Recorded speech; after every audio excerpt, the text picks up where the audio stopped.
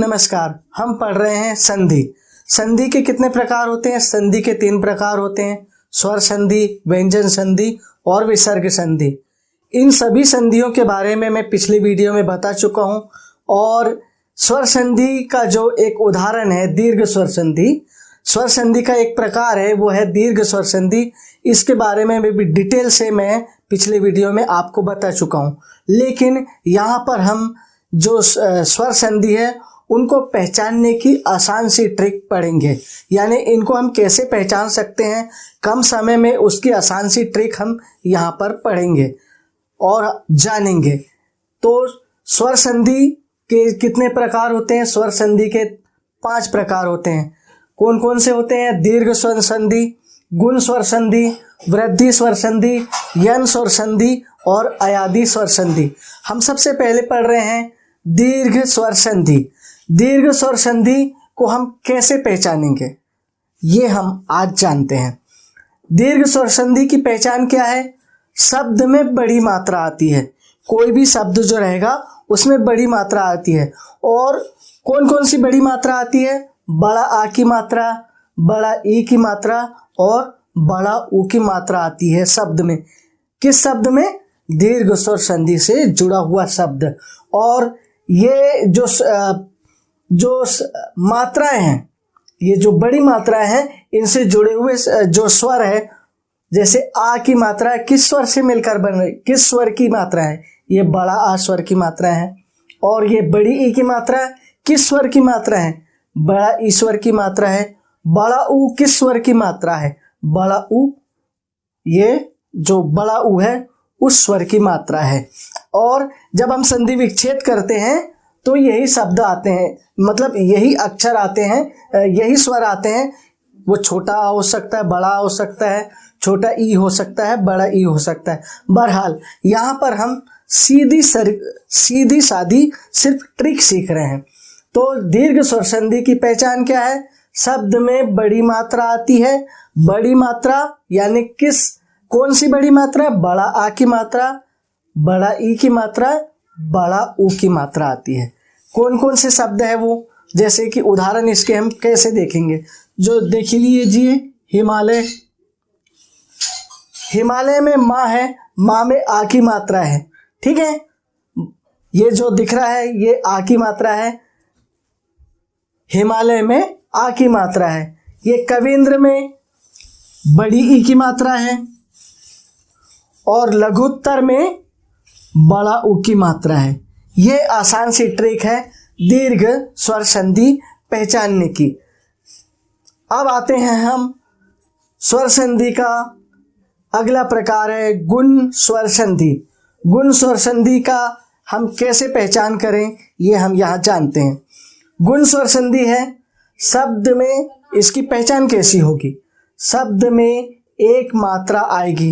एक मात्रा कौन सी? ऊपर की, शब्द में ऊपर लगने वाली मात्रा है, ठीक है। आपको ये ध्यान रखना है, शब्द में एक मात्रा आएगी लेकिन ऊपर लगने वाली। वो कौन कौन सी एक मात्रा है? वो ए की मात्रा है, वो ओ की मात्रा है। और इनसे जुड़े हुए जो स्वर है ये ए है और ये ओ है, ठीक है। और शब्द कौन कौन से हैं उसका उदाहरण और उसकी पहचान हम कैसे करेंगे? नरेंद्र में ए की मात्रा है, यहाँ पर देखिए आप, नरेंद्र में ए की मात्रा आ रही है। सोमेश में ए की मात्रा आ रही है, देखिए यहाँ पे सोमेश में ए की मात्रा आ रही है। और ये महोत्सव में ओ की मात्रा आ रही है, हा में ओ की मात्रा है, ये देखिए आप। और एक बात की विशेषता क्या है? ये मात्रा ऊपर आ रही है। गुण स्वर संधि में सिर्फ 2 स्वरों की आपको पहचान करनी है, वो है ए की मात्रा और ओ की मात्रा, और वो क्या है? ऊपर लगती है। अगला हम पढ़ते हैं वृद्धि स्वर संधि। वृद्धि स्वर संधि, स्वर संधि का हमारा तीसरा प्रकार है वृद्धि स्वर संधि। वृद्धि स्वर संधि की पहचान क्या है? वृद्धि स्वर संधि की पहचान है शब्द में 2 मात्रा का प्रयोग होता है, वो भी कौन सी मात्रा? ऊपर की। भाई गुण में एक मात्रा का प्रयोग होता है कि वृद्धि, यानी ये जो एक मात्रा है उसमें वृद्धि होकर 2 मात्रा हो गई। कैसी? ये ऐ और औ। शब्द में क्या हो रहा है, दो मात्रा का प्रयोग हो रहा है। वो कौन कौन सी मात्रा है, ये ऐ है और ये औ है। और इनसे जुड़े हुए स्वर कौन से हैं, ये ए है एड़ी का, आई एनक का, सॉरी आई एनक का, और ये औ ओखली का। ये जो स्वर हैं, ये स्वर कब आते हैं, इनसे जुड़े हुए छोटे स्वर आएंगे या बड़े स्वर आएंगे, कब आएंगे, जब हम संधि विच्छेद करते हैं। हम यहाँ पर पढ़ रहे हैं सिर्फ संधि पहचानने की ट्रिक, वो भी स्वर संधि के प्रकार में। तो अब इसका उदाहरण क्या होगा, वृद्धि स्वर संधि में सिर्फ क्या होता है, शब्द में दो मात्रा का प्रयोग होता है। वो ऊपर की मात्रा है, जो भी मात्रा लगेगी वो ऊपर लगेगी। कौन कौन सी, लोकेशना, ये देखिए का में आई की मात्रा है और वो दो मात्रा लगी है, यानी आई है ना, लोकेशना, ये इसका उदाहरण है।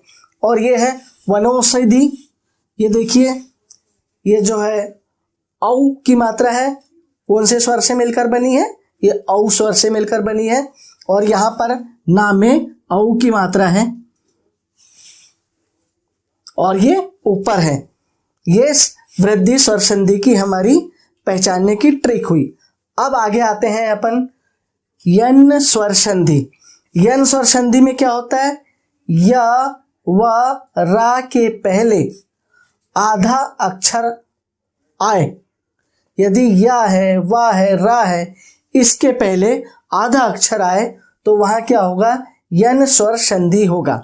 आपको यहाँ पर एक बात विशेष तौर से याद रखनी है कि जो हमारा रा है, रा के संबंध में, रा में क्या होता है, इस यन स्वर संधि में रा का उपयोग हम ये जो ऋषि है ना, इस टाइप की मात्रा में करते हैं। ये देखिए ऋषि की जो मात्रा होती है, री के संबंध में त्रा का प्रयोग होता है।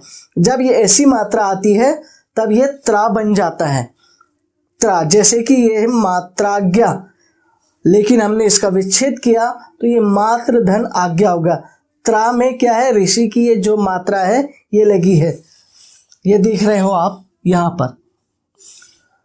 तो या व रा के पहले आधा अक्षर आए, ये उसका उदाहरण कैसा है, पहचानने कैसा है, ये या है, या के पहले आधा अक्षर आ रहा है ता, ठीक है। अब ये वा है, वा के पहले आधा अक्षर आ रहा है क्या, आधा शा, ये है स्वच्छ। अब उसके बाद अपन आते हैं आगे मात्राज्ञा। मात्राज्ञा में आपको संधि विच्छेद करके मैं सिर्फ इसलिए बता रहा हूं कि यन स्वर संधि में इस टाइप के त्रा का प्रयोग किया जाता है जब रा का उपयोग हो रहा है। हमारा ऋषि की जो मात्रा है, ऋषि जो री है, इसकी मात्रा जो है, इसका प्रयोग हो रहा है, तब ये त्रा का प्रयोग होता है। जैसे ये मात्राज्ञा, पित्राज्ञा, पित्रानुमति, ये जो त्रा शब्द आ रहे हैं वहां पर क्या होगा, वहां पर यन स्वर संधि होगा। अयादि स्वर संधि।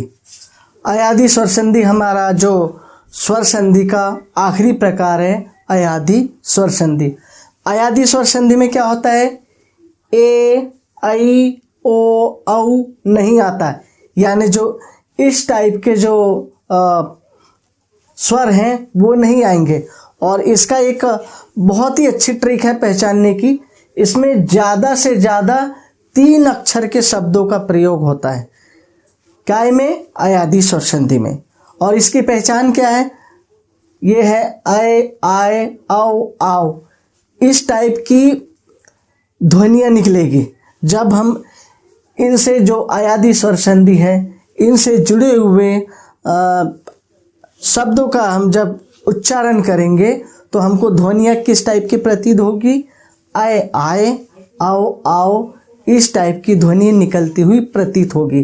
जैसे और क्या होगा, 3 अक्षर का शब्द होगा हमारा, अधिकतम ज़्यादा से ज़्यादा 3 अक्षर का प्रयोग होगा। और ये जो अयादि स्वर संधि है, ये संस्कृत के जो शब्द है उसमें सबसे ज़्यादा यूज़ की जाती है, लेकिन इसका हिंदी में भी कभी कभी, यानी बहुत बार हिंदी में भी इस अयादि स्वर संधि के बारे में पूछा जाता है। उसके उदाहरण क्या है, जैसे कि ये है शयन, नयन, गायन, गायक, पवन, पावक। अब यहाँ पर अधिकतम कितने जो अक्षर है, 3 अक्षर का बना हुआ शब्द है शयन, अय। यहाँ पर क्या हो रहा है, अय टाइप की ध्वनि निकलती हुई प्रतीत हो रही है, और मतलब यहाँ अयन, शयन या अय लग रहा है, अपन को ऐसा महसूस हो रहा है कि अय टाइप की ध्वनि निकलती हुई प्रतीत हो रही है। अब यहाँ क्या हो रहा है, नयन, इसमें भी अय टाइप की ध्वनि निकलती प्रतीत हो रही है। अब ये है गायक, गायन, गायक, इसमें आय, आय ऐसी ध्वनि निकलती हुई प्रतीत हो रही है, और इसमें अव की ध्वनि निकलती हुई प्रतीत हो रही है, जैसे पवन, अव। पावक, आव, जैसे कि पावक है, यहाँ आव टाइप की ध्वनि निकलती हुई प्रतीत। सीधा सा हमें यहाँ ये याद रखना है, अयादि स्वर संधि में अधिकतम 3 शब्दों का प्रयोग होता है, 3 अक्षर का प्रयोग होता है। इसके जो शब्द होते हैं अधिकतम 3 अक्षर के होते हैं, और उसका उदाहरण है शयन, नयन, गायन, गायक, पवन, पावक। यहाँ पर समाप्त होते हैं। स्वर संधि के जितने भी प्रकार हैं यहाँ पर समाप्त होते हैं। अगर आपको इन संधियों में पहचानने में और भी कुछ परेशानी आ रही है तो नीचे आप जो कमेंट बॉक्स है इसमें लिखकर मुझे बता सकते हैं। मैं आपकी समस्या को हल करने के लिए पूरा मतलब कोशिश करूँगा, पूरी कोशिश करूँगा। मिलते हैं नेक्स्ट वीडियो में, तब तक के लिए जय हिंद, जय भारत।